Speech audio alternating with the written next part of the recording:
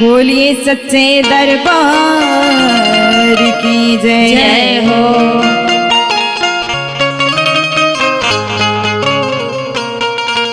कि रंगत बदल गई तो तराना बदल गया और बदली नहीं तकदीर मेरी, लेकिन ये जमाना बदल गया।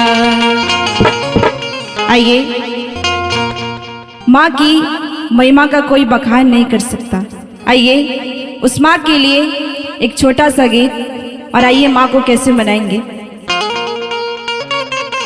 कि अरे ममता दुलार मैया जी, करी उपकार मैया जी, पूजे संसार मैया जी, उतारे ली पार मैया जी।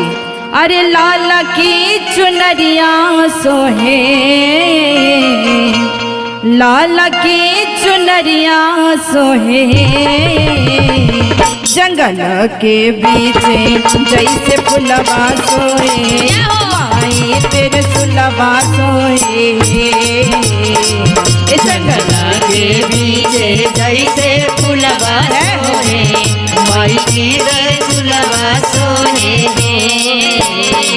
जंगल के बीच जैसे फुलवा सोहे, माई तेरे सुलवा सोहे।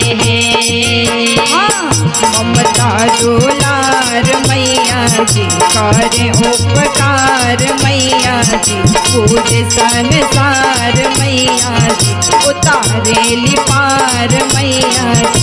लाला की चुनरिया सोहे,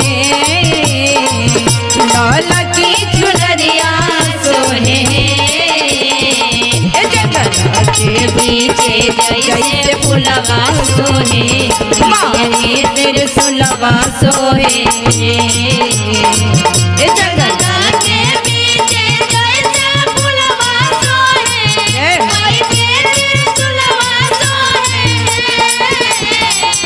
जंगल के बीच जैसे फुलवा सोहे, माई तेरे सुलवा सोहे।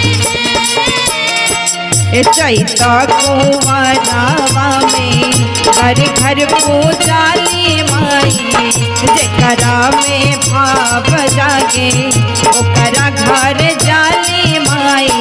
ढोलक ताल बाजे भगति में सबे मगन रहेला, नर और नारी सब घर ही में दिकोर दिना बरेला। भगति जकरिया सोहे, भगति जकरिया सोहे, जंगल के बीच जैसे फुलवा सोहे, माई तेरे सुलवा सोहे।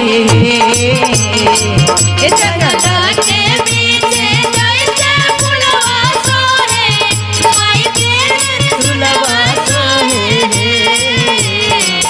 जंगल के बीच जैसे फुलवा सोहे, माई तेरे सुलवा सोहे। अलग रूपवा में दर्शन देखवली माई, अपने सेवकवन के लजिया बचवली माई। कितना पवन बहे पनिया में ज्योति जरत रहेला, नेहा सुभाष दोनों भगति में माई के रमल रहेला। नेहा के भजनिया सोहे, नेहा के भजनिया सोहे, जंगल के बीच जैसे फुलवा सोहे, माई तेरे सुलवा सोहे। जंगल के बीच जैसे फुलवा सोहे, माई तेरे सुलवा सोहे। जंगल के बीच जैसे फुलवा सोहे, माई तेरे सुलवा सोहे। जंगल के बीच जैसे फुलवा सोहे, माई तेरे सुलवा सोहे। वो सच्चे दरबार